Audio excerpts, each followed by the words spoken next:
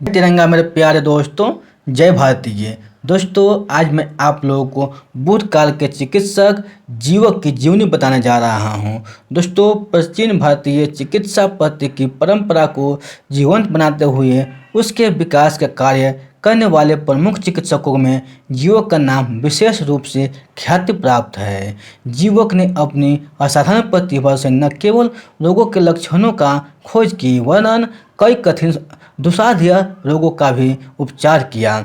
जीवन महात्मा बुद्ध के समकालीन थे। उन्होंने महात्मा बुद्ध के साथ साथ उनके शिष्यों का उपचार भी किया था। उनके जन्म के संबंध में जो अनुसूची श्रुति है वह कुछ ऐसी है कि वैशाली का नगर वधु अम्रपाली की तरह सलावती नामक गणिका थी। राजकुमारों के साथ अभिसार के बाद जब वह गर्भवती हो गई तो उसने लोगों से मिलना जुलना छोड़कर निश्चित समय के बाद एक पुत्र को जन्म दिया। अपने व्यावसायिक लाभ के लिए उसने पुत्र को त्यागने का निश्चय किया। अपने एक दासी को बुलाकर उस एक कूड़े के ढेर पर फेंकवा दिया। ऐसे में राजा बिम्बिसार के पुत्र अभय की जब उस पर दृष्टि पड़ी तो उसने देखा कि कौवा का एक दल उस बालक को नोचने में लगा हुआ है। राजकुमार की आज्ञा पाकर सेवकों ने उसे महल पहुंचा दिया। वह बालक इतनी विपरीत परिस्थितियों में भी जीवित रहा है, यह एक आश्चर्य का विषय था। राजकुमार अभय के लालन पालन में वह बालक बड़ा हुआ और उसका नाम रखा गया था जीवक। राजकुमार के यहाँ पालित पोषित होने के कारण उसे कमरामृत्य जीवक कहा जाने लगा। जीवक ने बड़े होने पर तक्षशिला जाकर आयुर्वेद पढ़ने की इच्छा जाहिर की। तक्षशिला विश्वविद्यालय में कठोर परिश्रम, सतत अध्ययन तथा लगनशीलता के द्वारा जीवक के श्रेष्ठ वैद्यक की उपाधि ग्रहण की। उनके गुरु प्रसिद्ध वैद्यराज अत्रेय तथा पुण्यवर्षु थे। ऐसा कहा जाता है कि वैद्यक की उपाधि ग्रहण करने के बाद उनकी प्रवीणता की परीक्षा लेने के लिए ध्येय से उनके गुरु ने जीवक से कहा, तक्षशिला विश्वविद्यालय की योजन पर भर भूमि से तुम ऐसी वनस्पतियों उखाड़ लाओ जो किसी उपयोग की ना हो। जीवक ने पूरी ईमानदारी से तक्षशिला का योजना भर भूमि से लगी हुई वनस्पतियों छान मार उन्हें कोई वनस्पति व्यर्थ नहीं लगी। सभी वनस्पतियाँ किसी न किसी रोग के काम आने वाले थे।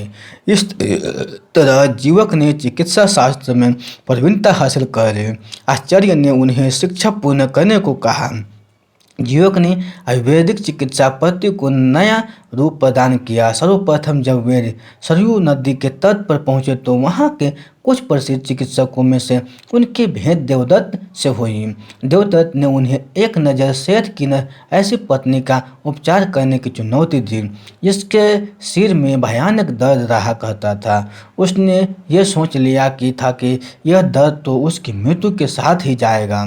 युवा जीवक सेठ की पत्नी के पास उपचार हेतु पहुंचे तो उनकी अवस्था देखकर पत्नी ने अनुभव विहीन समझकर उनसे उपचार करने से मना कर दिया, किंतु जीवक ने विनम्रतापूर्वक उन्हें उपचार हेतु तैयार किया।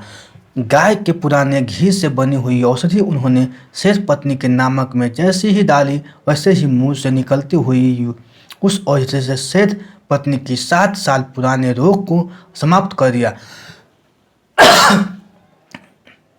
स्वस्थ होने पर न केवल अयोध्या के वैधव वलन सेठ पत्नी ने भी उन्हें सम्मानित किया। नगर सेठ ने जीवक जी को इस हेतु बहुत सी सवर्ण समुदाय तथा यात्रा हेतु घोड़ा घाड़ी भी दी। धन प्राप्त कर वो राजकुमार अभय के राजमहल में ही रहने लगे।